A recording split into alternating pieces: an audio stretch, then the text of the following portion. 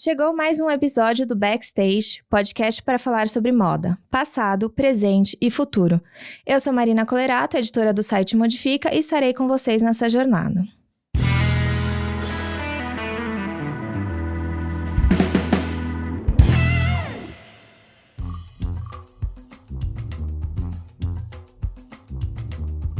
Este podcast é apresentado pelo Instituto C&A. O Instituto C&A é uma organização não governamental que trabalha para melhorar as condições de trabalho para as trabalhadoras e trabalhadores da indústria da moda e para diminuir os impactos ambientais da rede produtiva. Conheça mais em institutocia.com.br.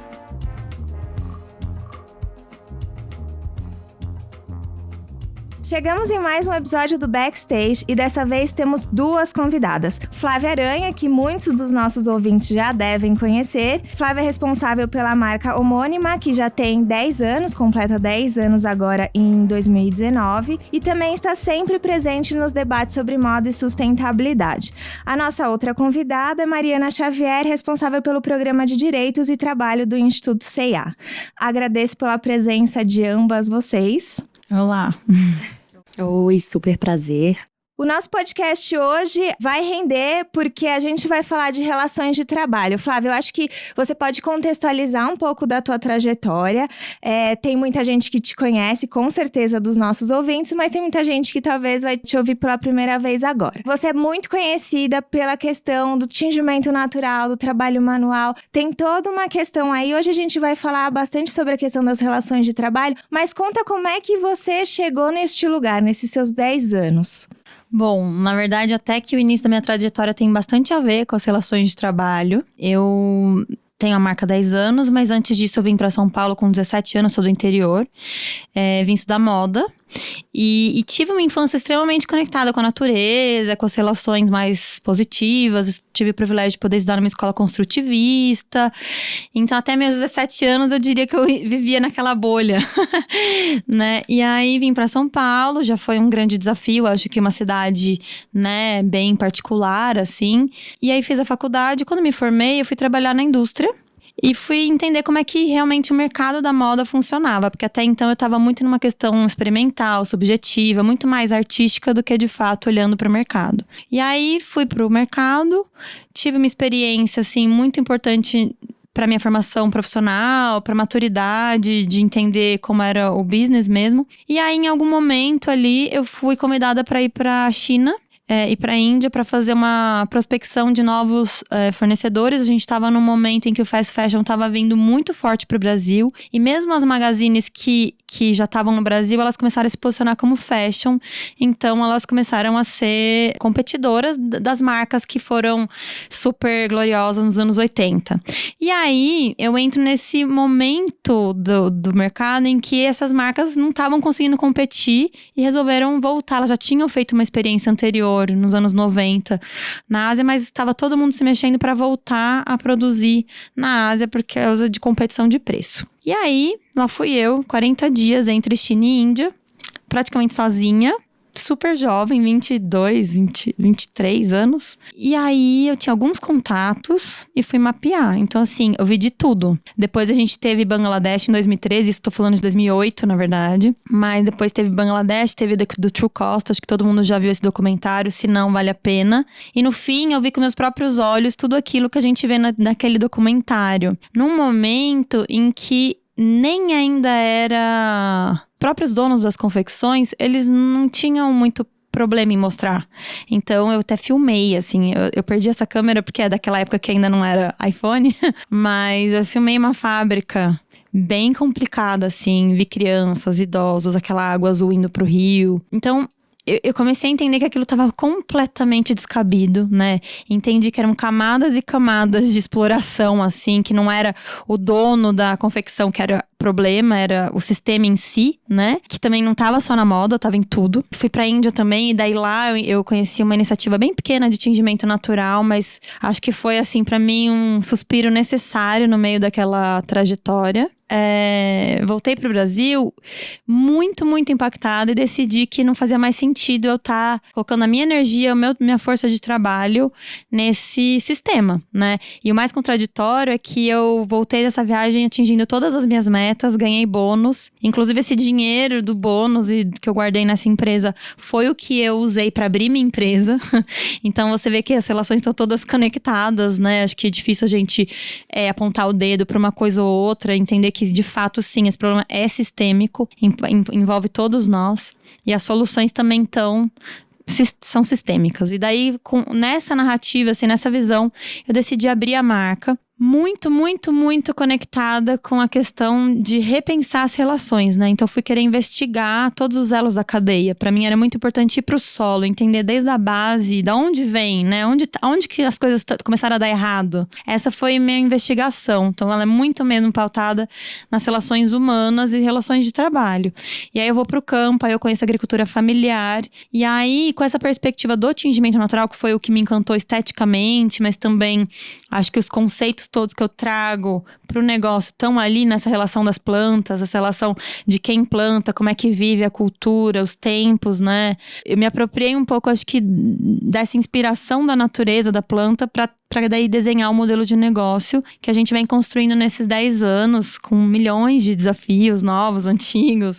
E, enfim, acho que é um pouco dessa trajetória, assim. Eu acho importante frisar isso, né? Não é romântico no sentido de que é simples, né? Quando a gente quer quebrar ou sair deste lugar que tá posto, tem uma série de desafios que a gente precisa enfrentar, né? Então, quando a Flávia tá falando tudo isso, acho que tem um caráter de inspiração, mas também de enxergar que tem muitos desafios. E eu queria que você compartilhasse um pouco, Flávia, de alguns deles, assim, quando a gente tá falando especificamente em mudar essas relações, porque se a gente for pensar, todas as relações de trabalho, não só na Amado, são muito de cima para baixo, né? Muito hierarquizado, é tudo muito sólido e firme neste modelo. E superar isso também é um exercício mental, né? De superar isso que já tá aí há muitos anos.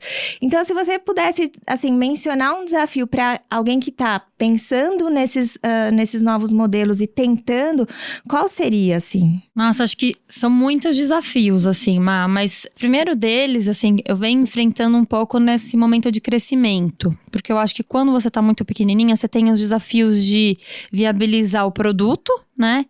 Mas você encontra de cara uma rede muito sólida, assim, de práticas que já são diferentes das nossas. Então, quem foram meus primeiros fornecedores? As cooperativas, os artesãos. E no fim, a gente tinha uma relação de igual para igual, porque eu era pequenininha, estava começando, eles também eram pequenininhos, estavam começando, e a gente, de fato, estabeleceu ali relações de troca.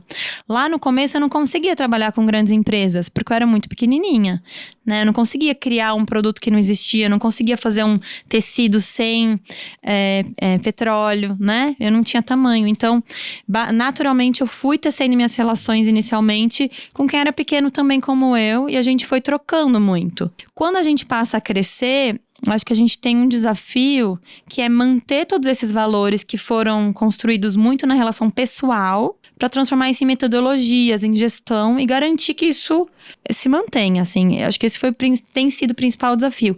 E daí, no fim, a gente tem muita sorte porque, junto com algumas marcas, surgem também outras soluções que não estão só na marca, como, por exemplo, o Instituto Alinha. Então, a gente vem vindo num movimento em rede que alguns negócios, algumas startups ou ONGs também complementam os desafios que a gente tem como marca. Então, assim, esse ecossistema, no fim, tem sido fomentado e, normalmente, a solução de um é o desafio do outro, né? Então, a gente tem conseguido crescer muito junto com o Instituto Alinha, né? Toda a nossa fase de crescimento se deu com oficinas do Instituto Alinha. E aí eu acho que também o desafio, mas também a solução está na transparência.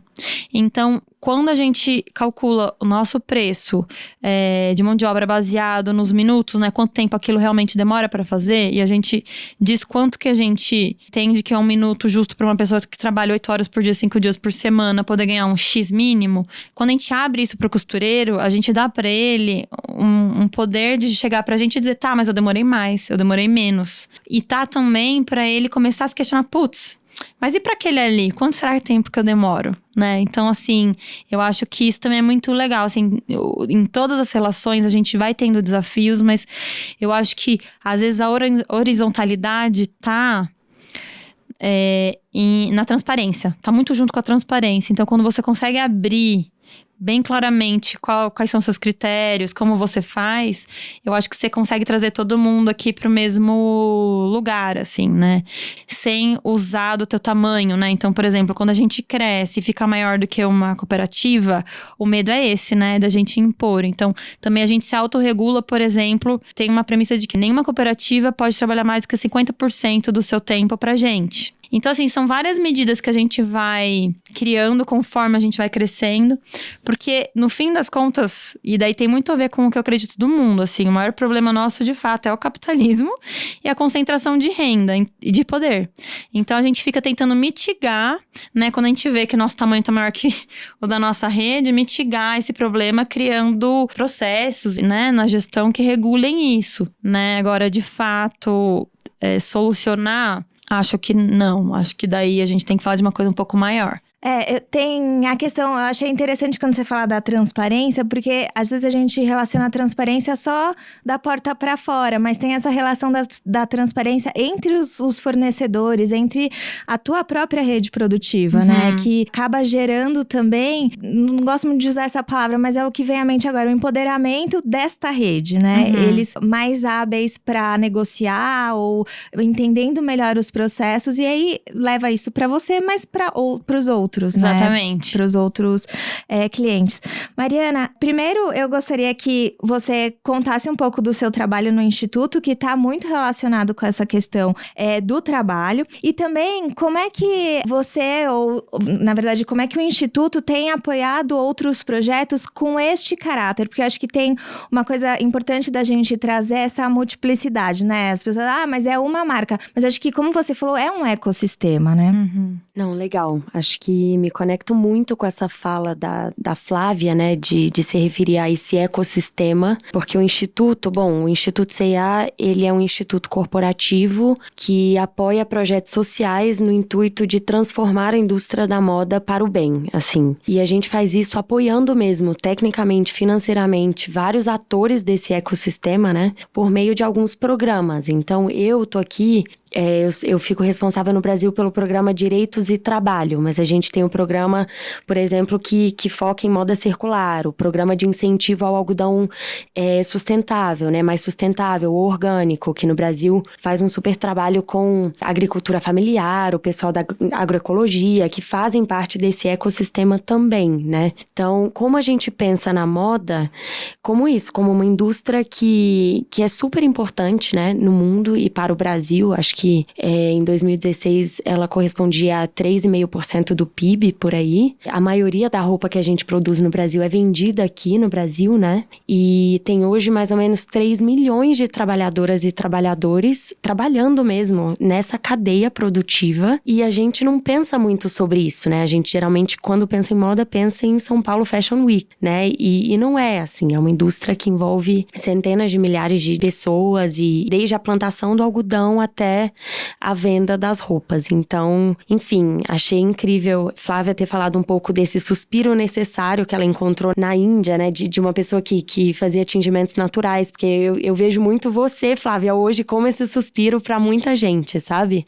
Nesse ecossistema que deve olhar para você e falar, nossa, por que a gente não pode usar esse tingimento também, né, natural, que não tem impacto ambiental negativo, né? Por que a gente não pode pensar em novos modelos, enfim. É realmente super inspirador. Enfim, e o Instituto C&A trabalha muito dessa forma também em rede, assim, de entender a importância da colaboração pra gente inspirar novas formas de pensar, de criar, de trabalhar. A gente apoia também, você mencionou o Instituto Alinha, né?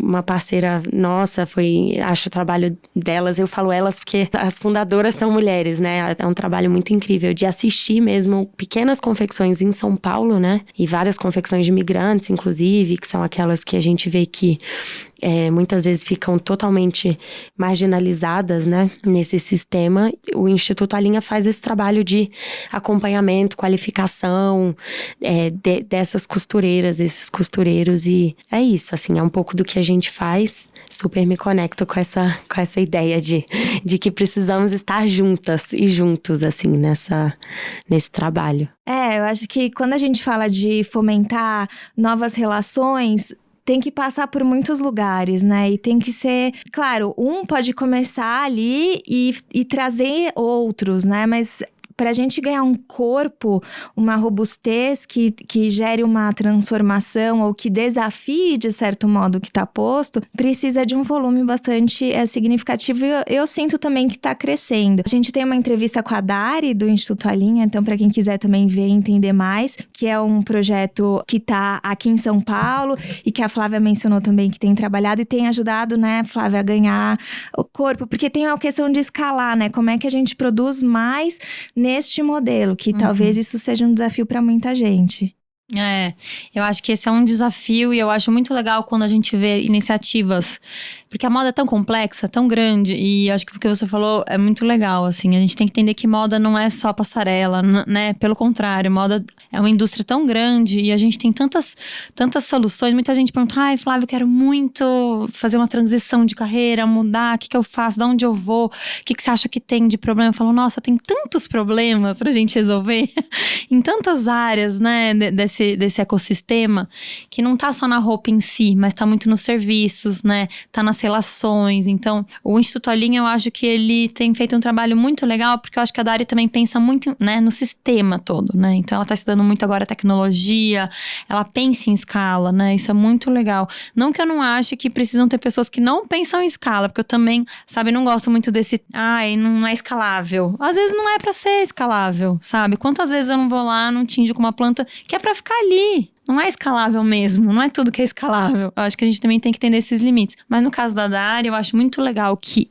ela pensa de uma maneira escalável, que é crescer em rede, né? E de fato, acho que ela atua ali com os imigrantes que de fato estão à margem mesmo, né? Eu tenho muito me conectado com essa rede também, então a Aliança Empreendedora, o CAMI, tem inclusive uma iniciativa agora que está conectada com o Instituto CA também, que foi um dos GTs do ciclo passado, do Lab da Moda, e que tá vingando muito, assim, que são as meninas do CAMI que se juntaram e elas estão planejando serem uma fábrica para atender também marcas grandes, sem ter um dono, né? Então elas estão agora no desafio, vai ser cooperativa? Não vai ser? Como vai ser? Mas assim, é muito legal ver também já um pouco do resultado desse investimento inicial aí dessas relações, né? De fato fortalecer um grupo de mulheres que estavam à margem com engajamento da nova geração, porque isso, a Gabi, 19 anos, tá ali liderando, fazendo reunião, palestra, né? Porque ela teve a experiência de ver os pais dela sendo extremamente explorados pela indústria. Então, com certeza isso vai dar bons frutos, né? Você vê que parte desse grupo que, né, tá fomentando, estão pensando também em atender um setor da moda que é grande, né? Os uniformes, a grande indústria. Então eu vejo que a gente tá fomentando vários tamanhos de soluções. A solução nunca tá num lugar só, né? São várias iniciativas que, enfim, colaboram entre si. Com essa perspectiva, assim, eu vejo um momento bem positivo. Um pouco na sua fala, um pouco anterior, você falou sobre a equidade, a questão de como é que a gente consegue distribuir isso por causa da concentração de renda e tal. E eu tinha preparado aqui uma pergunta para você que conecta um pouco com isso, vou retomar, que é a questão eu ia falar, muita gente que tá ouvindo pode refutar pela questão do preço. Mas fazer tudo isso, no final das contas, vai custar mais caro e as pessoas não vão poder ter acesso. Isso é uma pergunta que vem o tempo todo pra mim, imagino que pra você muito. E, assim, quando eu sou refutada com essa questão, eu falo que tem duas coisas, né? A primeira delas, eu acho que a gente também não pode esquecer que já tem produto caro que não tem nada de sustentabilidade. Então, coisas caras, elas existem, isso é uma questão, né?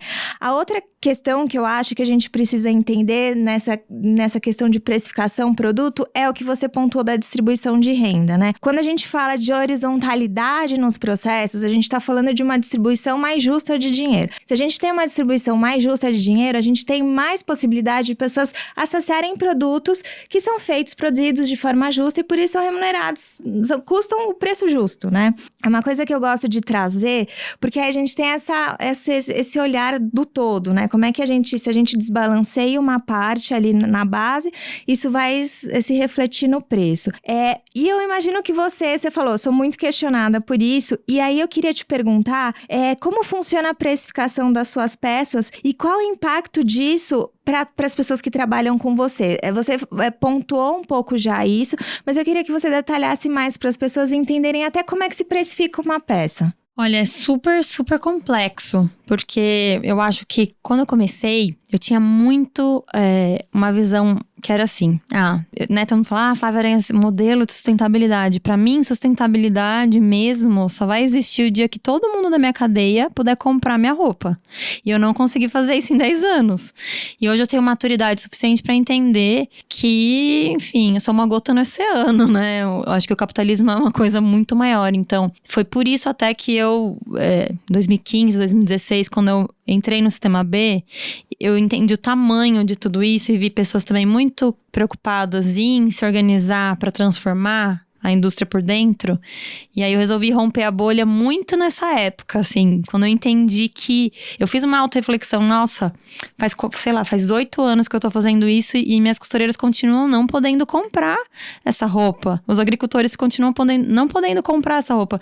Então, o que é sustentabilidade, né? Dentro dos meus valores ali como ser humano, porque eu sei que eu sou uma pessoa super de esquerda, enfim, mas olhando pra isso, eu me questiono, e o preço dessa roupa? Quem tem acesso a essa roupa, né?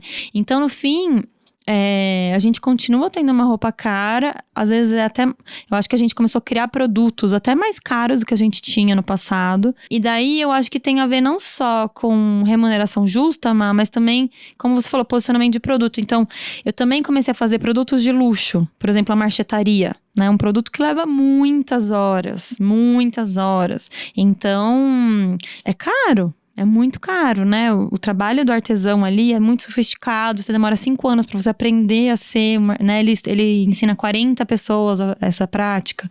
O Mackerson lá no Acre. Então, a seda também é super cara. Uma seda brasileira, de extrema qualidade. 95% dessa seda é exportada para Hermès. 5% só fica no Brasil. E a gente compra a seda da China.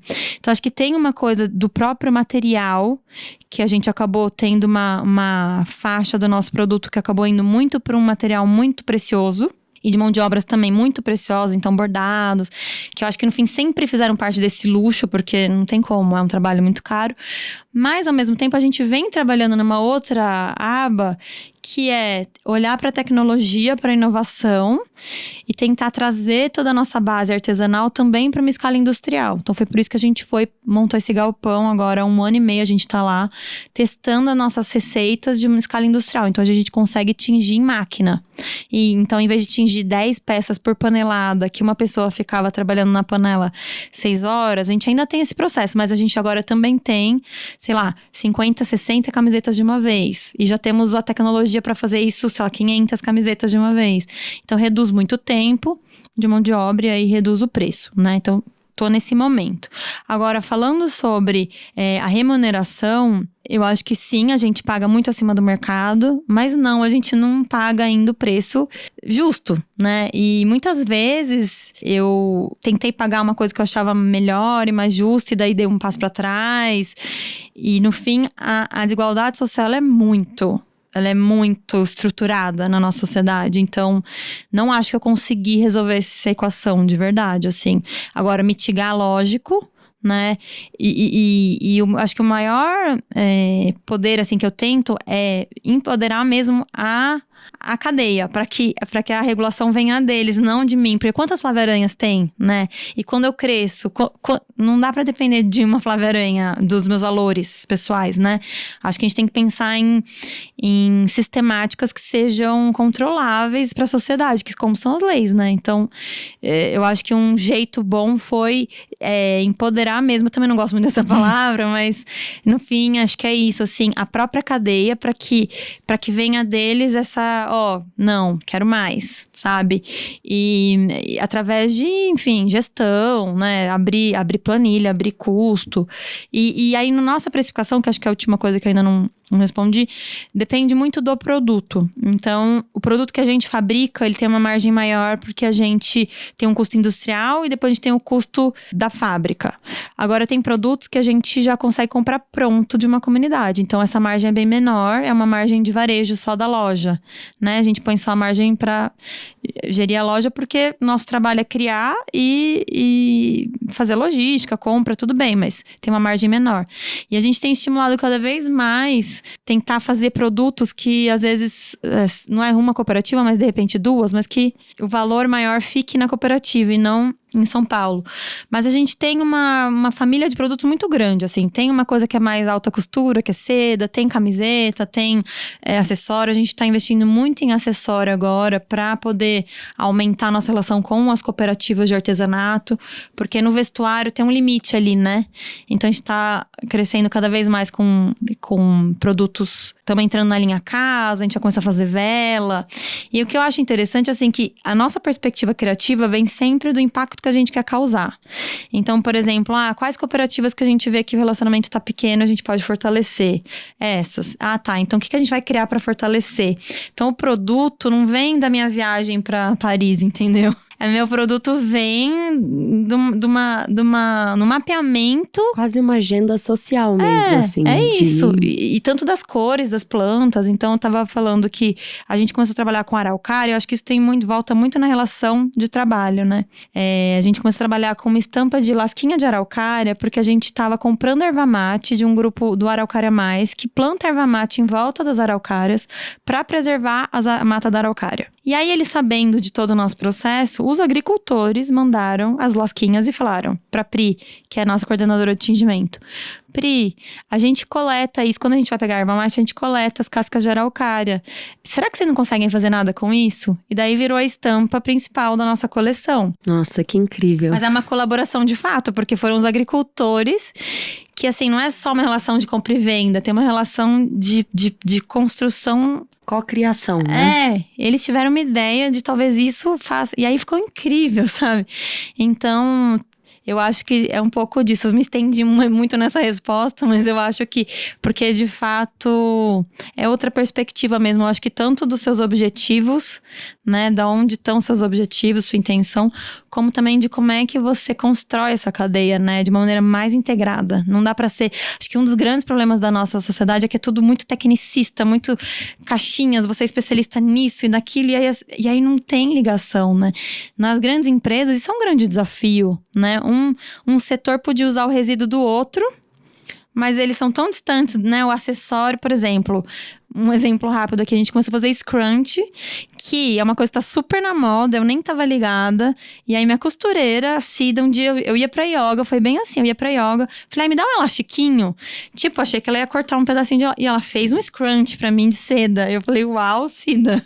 E aí isso virou um produto que a gente encaixa nos retalhos do nosso corte de seda. Tipo, se fosse uma empresa grande, é o quê? O acessório com a roupa de festa. Isso nunca vai acontecer numa empresa grande, porque o acessório e a roupa de festa não se falam, né? Então eu acho que o exemplo do agricultor é esse, assim, como a gente precisa também nas relações cruzar mais os dados, cruzar mais os problemas, né? Porque daí as soluções vêm desse cruzamento também, né? E as grandes empresas, acho que elas têm um ativo que é sistemas de gestão e de controle que são super sofisticados, né? Então, se usar esses números, essas informações para cruzar, eu acho que a gente gera muita oportunidade, assim, né? Tem um ponto na sua fala, assim, que me que ressoa muito com o trabalho que eu tenho tentado fazer, né? Com que todo o time do Instituto tem tentado fazer, que é conectar pessoas mesmo, conectar ferramentas, conectar metodologias, conectar ideias, né? E o sistema capitalista, né, ao qual você se referiu, é muito competitivo, né? E gera essas distorções mesmo de pessoas não se falarem. Então, eu acho muito maravilhoso quando você fala que a ideia não é você decidir qual é o preço justo para as costureiras, mas você empoderar e fortalecer e potencializar a voz das costureiras da cadeia produtiva para que elas te falem, Flávia, isso não tá legal, eu vou precisar de um pouco mais. Porque a gente tem uma estratégia, inclusive, que chama negociação da trabalhadora, assim, ou do trabalhador, né? Que tem muito a ver com isso, ação coletiva. Como que a gente apoia, por meio de parceiros, enfim, de outras, de iniciativas, né? Como que a gente apoia isso, assim, que costureiras e costureiros, trabalhadores se juntem e se fortaleçam e negociem por condições de trabalho melhores, né? E não, né, nossa ideia não é apoiar um projeto pronto, tipo, vamos apoiar alguma coisa em saúde. Não. O que esses trabalhadores querem? É melhor saúde? É creche, de repente? É melhores salários? É menos horas de trabalho? A gente não sabe. E quem sabe são eles, né? E elas. Então, achei muito incrível isso. E é isso, assim, o poder da ação coletiva. A gente vê que hoje calcula-se que tem quase 1 milhão de costureiras no Brasil que trabalham na informalidade de forma muito fragmentada, né? Muito isolada. Então, são mulheres sem acesso a direitos, né?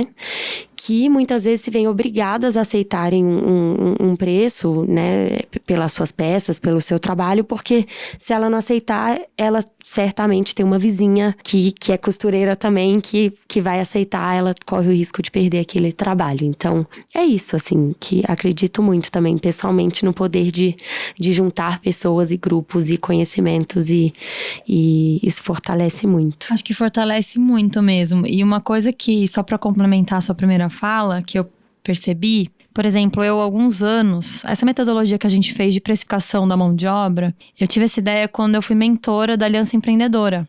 Então, eu saí totalmente do papel de estilista e fui lá trabalhar com uma oficina que não se relacionava comigo, e entender o que estava acontecendo ali. E aí, quais eram as principais dores, né? E aí, acho que o primeiro gancho às vezes as pessoas têm um clichê do trabalho análogo à escravidão, que é, a pessoa não tem o que comer, ou ela ganha muito pouco.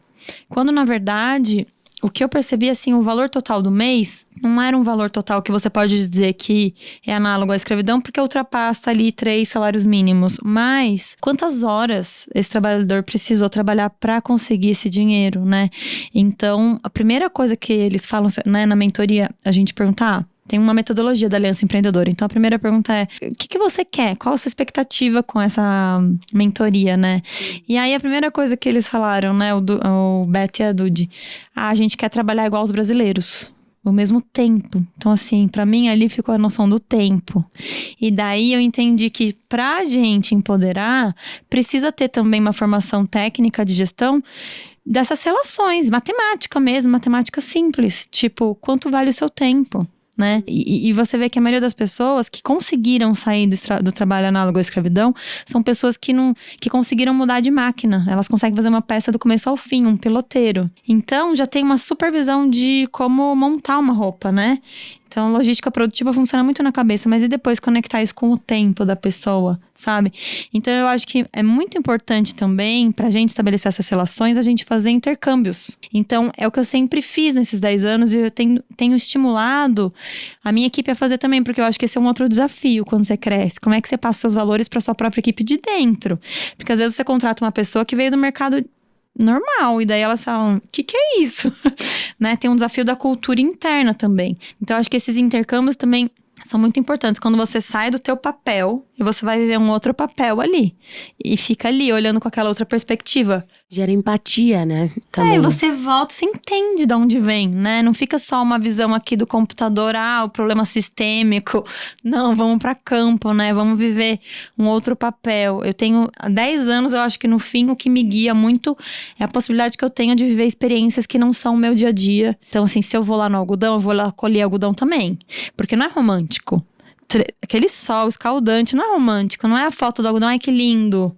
Entendeu? É um trabalho foto é pesado. linda, né? Não, A gente sabe que é a maravilhoso, mas assim, tem situações, entendeu? É impossível você querer que uma pessoa trabalhe 8 horas embaixo daquele sol. Não Do funciona. Nordeste, né? Não dá, né? Então, acho que… aí eu fui lá, colhi o algodão. Aí você fia, você tinge junto no tacho também. A história do tingimento natural, eu sempre tento colocar que, assim, é lindo, eu sou apaixonada, completamente apaixonada, mas não acho que seja a única solução. Não acho que sempre é a melhor solução, né? Eu acho que depende muito, depende do tamanho, do volume, da onde está plantando, da onde vem esse corante.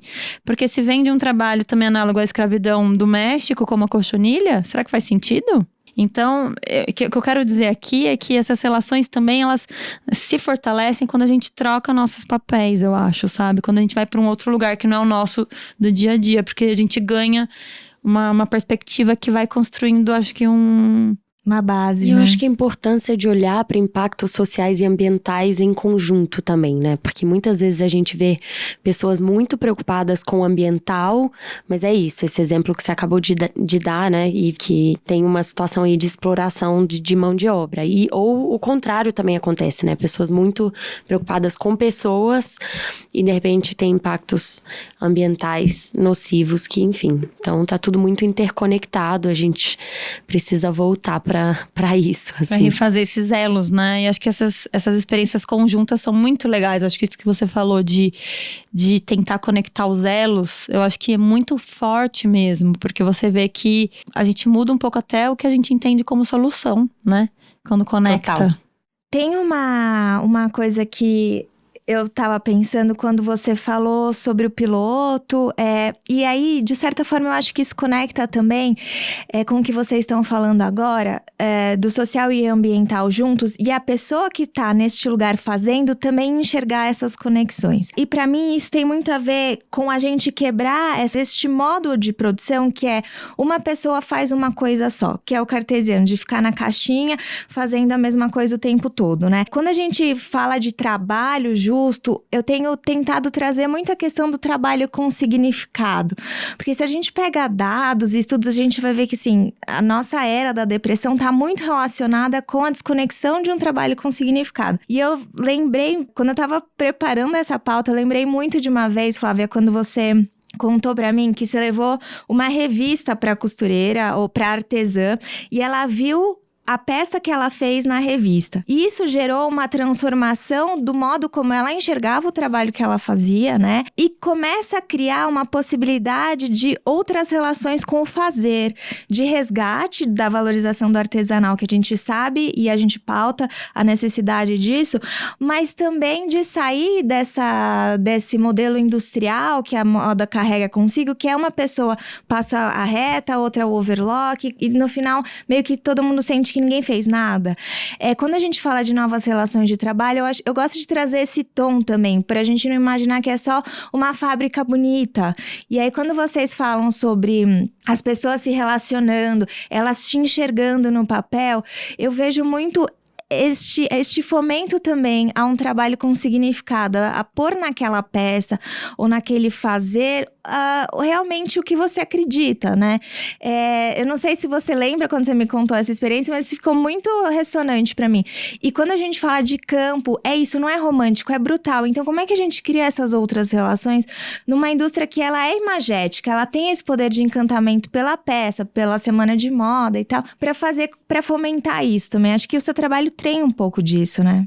Tem muito. Eu lembro que isso aconteceu logo no começo. Já aconteceu várias vezes, mas a primeira vez aconteceu logo no começo, assim, no meu primeiro ano. Eu acho que naquela época eu tinha já um desafio, que assim, eu fazia uma roupa que não era a roupa que tava na revista o tempo todo, né? Então foi, acho que a primeira publicação mesmo, que saiu numa revista, página inteira, e era esse vestido fiado na roca de Pirinópolis, algodão orgânico, que foi o primeiro tecido que a gente teve na marca, né, com uma família Alvarenga. E isso gerou um impacto muito grande, e aí eu entendi também essa coisa da moda, porque, gente, vamos lá, a gente vai pro sertão.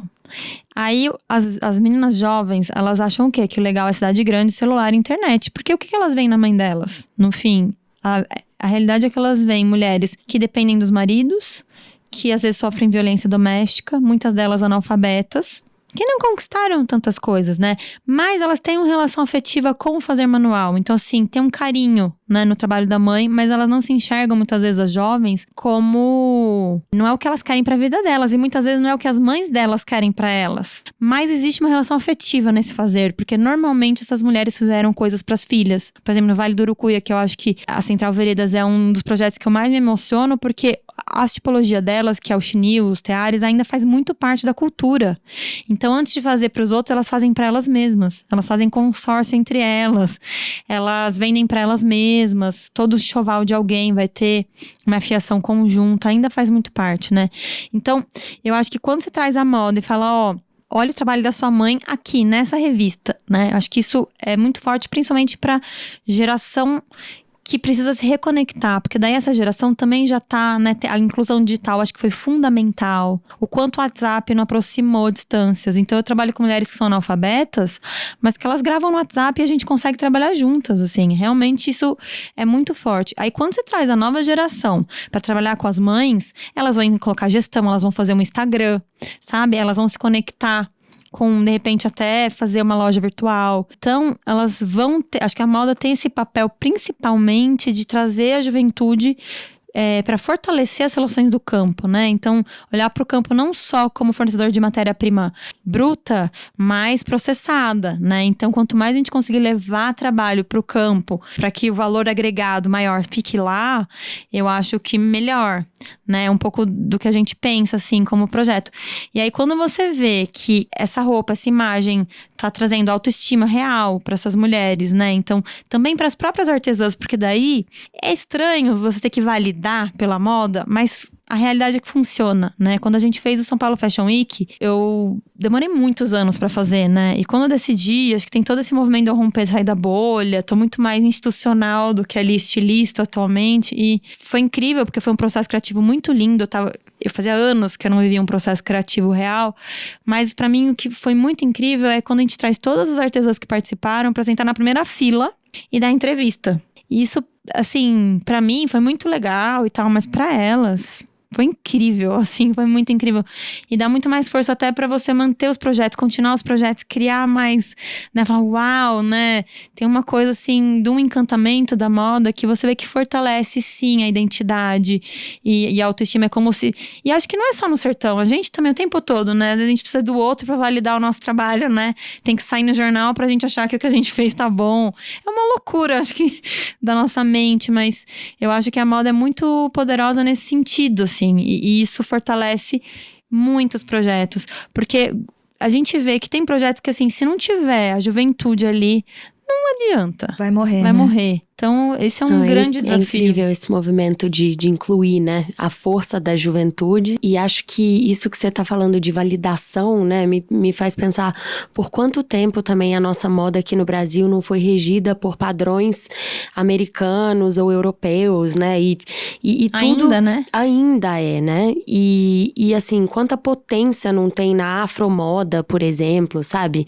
Em milhares de movimentos de comunidades tradicionais, indígenas, enfim, a moda pode, né? A moda no Brasil pode e tem tudo para ser uma coisa muito diversa e muito maravilhosa, né? E, enfim, é muito legal pensar nesse sentido, né? Como é que a gente traz não só a mão de obra, mas o gosto, a estética do interior do Brasil, de pequenas cidades, de artesãs que estão fazendo isso há 3 gerações, né? Eu acho que, enfim, tem muita coisa para ser explorada ainda. Muita, e eu acho que isso que você falou é fundamental, assim, como é que a gente dá espaço para repensar nossa identidade, né? Total. Se reconectar com essa identidade. Então, eu tenho muito esse olhar, assim, eu penso isso, eu sempre pensei isso. Eu falava, gente, quando eu era bem jovem, o que eu tô fazendo aqui? Fazendo pesquisas na Europa. Tipo, eu conhecia já, eu tive uma infância muito conectada ao Nordeste, assim. Né, minha família gosta muito de artesanato, então eu herdei toalhas de mesa da minha avó, que são, nossa, maravilhosas, vários tipos de renda. Tem um pouco dessa relação afetiva, assim, com isso. E eu, quando jovem, eu falava, meu Deus, por que a gente não tá olhando pra gente, sabe? Eu acho que a moda tem também muito essa possibilidade, essa potência da gente ir incluindo, não só, porque a gente tá falando muito de tipos de diversidade de corpo e tal, mas também a gente conseguir incluir Culturas nossa mesmo, identidade, né? dar espaço para Identidades. outros padrões estéticos, não só de corpo, mas também de histórias, textura, de modelagem, de volume. de cor. Então eu acho que é muito legal, assim, acho que a gente pode olhar para esse lugar, assim, e com a internet também acho que a gente ganha uma democracia no processo criativo. Eu tenho visto muitas meninas jovens que também influenciadas por esse movimento do empreendedorismo que se fortaleceu, criando um monte de marcas em vários lugares do Brasil, sabe? Então acho que a gente conseguiu também com a internet, com o Instagram, descentralizar um pouco. Você consegue disseminar isso de uma forma que antes era só na revista. E pra estar na revista era uma treta, né? Ainda é, né? Ainda é. Mas assim, isso Agora ganhou... você consegue. Exatamente. Quando você falou, quando ela vê o trabalho dela na revista, eu acho que não é só um reforço do trabalho, mas da identidade, um reconhecimento do trabalho da identidade, que durante muito tempo, pelo próprio processo de colonização, foi renegada, né?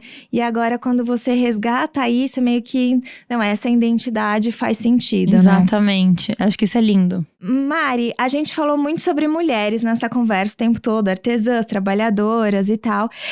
E o que significa que a gente precisa ter um olhar de gênero sobre as relações de trabalho e o que essas relações significam de uma forma mais ampla para o empoderamento feminino. Eu sei que vocês têm um trabalho focado em gênero no Instituto C&A, e daí eu queria que você contasse um pouco como essas mulheres estão sendo impactadas por todas essas transformações de fortalecimento de redes e tal, e estão impactando também nessas transformações, porque acho que é simbiótico, né? Sim, uau.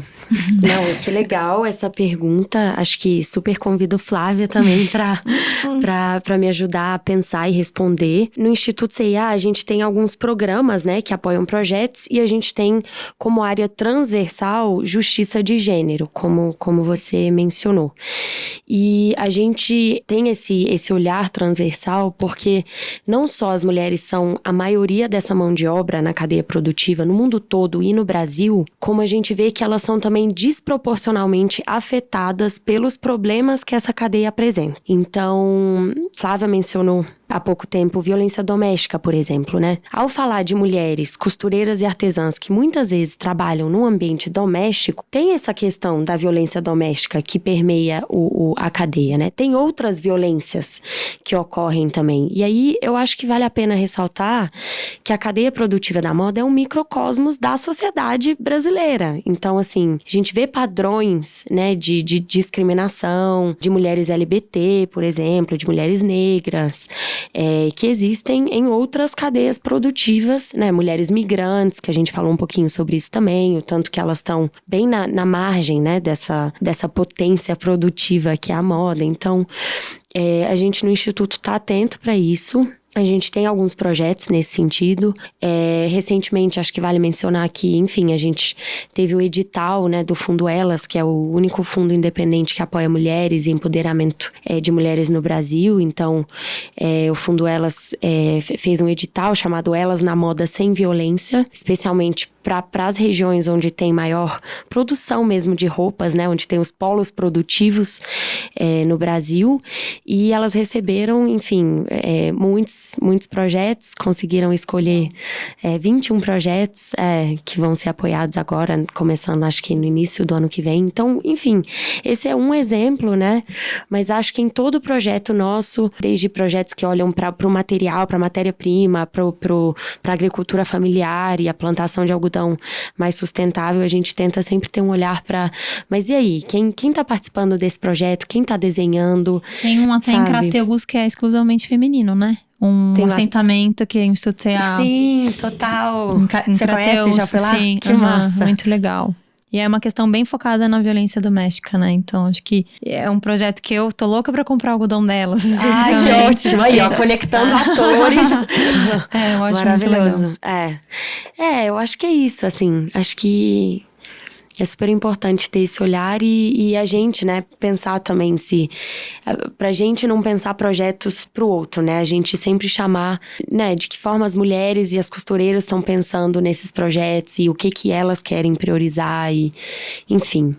Acho que é esse aquilo que você movimento. falou, né? O que elas sabem que elas precisam para romper com a violência ou para acessar melhores condições ou para ter incidência política, né? Total. Porque isso que você trouxe, Mari, é muito importante. A Flávia falou isso em outro momento também. A gente não pode esquecer que a moda é um microcosmo da sociedade. Então, o que acontece na sociedade? Se a gente vive numa sociedade que ela é violenta para as mulheres e as mulheres têm presença majoritária na moda, vai ter violência ali também, né? Então, a gente precisa enxergar por essa lente macro de que os problemas são múltiplos, eles se repercutem, mas a moda, ela pode ser esta ferramenta, né? Acho que a Flávia traz muito essa mensagem, a Mari também, de que a gente enxerga e coloca a moda à disposição desta mudança. Para mim, fica muito essa mensagem, assim, na fala de vocês duas. É um mecanismo mesmo. Acho que é exatamente isso. Eu falo às vezes que eu poderia fazer qualquer outra coisa, que daria pra fazer a mesma coisa, né? Porque a moda é o meio de transporte, assim, né? Não é o caminho final. Eu acho que dá pra gente. É isso, o mundo tem milhões de problemas, dá pra gente atuar em vários deles, né? Mas a moda tem muitos problemas e também tem muitas possibilidades de soluções inovadoras que também podem puxar, acho que, mudanças pra fora, assim. E eu acho que o desafio da mulher é muito grande. Eu vejo alguns problemas, por exemplo, né? Bom, a marca Flávia Aranha praticamente só tem mulheres, né? Todas as posições de liderança são ocupadas por mulheres. E tem só 2 homens. De 25 pessoas, só 2 pessoas são homens. E não são chefes. E aí, ao mesmo tempo, quantos desafios? Por exemplo, a questão da mobilidade. A maioria das pessoas mora 2 horas de distância. Então, são 2 horas para ir, 2 horas para voltar. E o filho em casa, né? Que sai da escola. Então, assim, tem muitos desafios da política pública que afetam diretamente, assim, né? Então, eu comecei, há uns anos atrás, a criar políticas para mulheres. Por exemplo, licença maternidade, a nossa é estendida. São 6, em vez de 4, 6 meses. Depois, os outros 6 com carga horária reduzida para amamentação e tal. Mas o que eu venho percebendo é que, assim, no âmbito privado só, você não resolve. Não dá conta, Não dá conta. São problemas, assim... sistêmicos mesmo. Sistêmicos, então a gente precisa falar de política pública, né? Eu acho que isso é fundamental, assim. Aí falando de todos os trabalhadoras e trabalhadores, né? Porque essa coisa, principalmente em São Paulo, né? A questão do deslocamento e dos serviços mesmo, né? De saúde, principalmente de educação, coisa do filho, né? A maternidade, eu vejo muitas mulheres, assim, extremamente querendo crescer, dedicadas em crescer, né, na carreira e tal. Inclusive eu. Quando eu vou ter filho, deixar para o ano que vem, ou se tem filho, é um super desafio. Então, acho que tem muitas coisas ainda pra gente trabalhar em relação à mulher, que eu acho que, principalmente pensando, acho que, na verdade, no sertão é uma coisa, em São Paulo é outra, mas no fim são bem comuns, assim, e acho que a gente precisa ir pra política pública mesmo. Sim. É fundamental. Educação também, né? A importância da gente pensar numa mudança de padrões comportamentais mesmo, né? O papel, enfim, sobre o nosso papel na sociedade. Total. São problemas estruturantes, né? Que exigem essas mudanças estruturais também, né?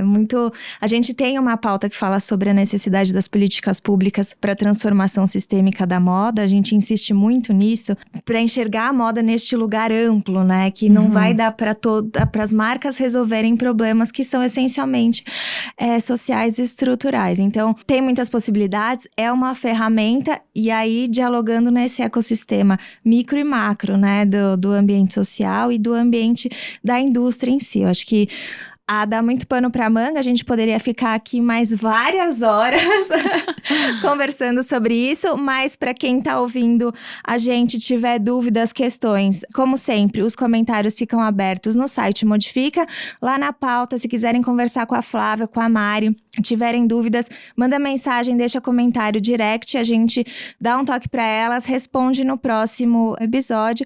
Flávia, Mariana, muito obrigada pela presença de vocês, a gente teve um papo ótimo e riquíssimo aqui nessa 1 hora que a gente ficou junto. Os canais da Flávia Aranha, @Flávia Aranha.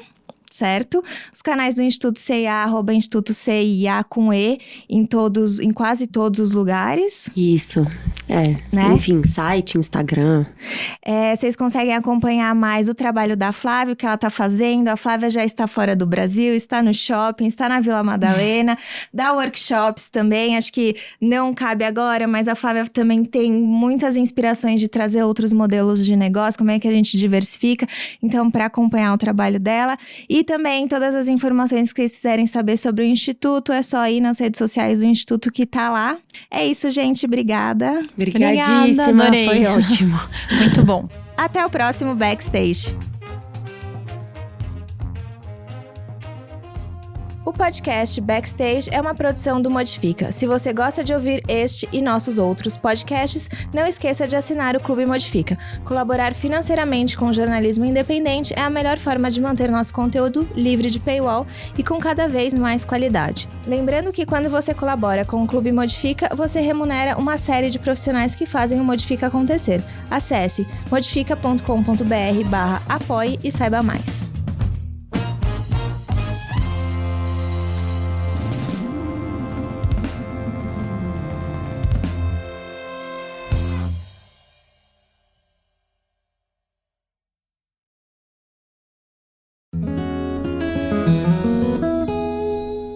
Conheça o Politicamente Incorreto e Ambientalmente Também, nosso podcast mensal sobre política e meio ambiente, sempre com pessoas convidadas debatendo as convergências entre Brasília e sustentabilidade. O Politicamente Incorreto e Ambientalmente Também faz parte do trio de podcasts do site Modifica.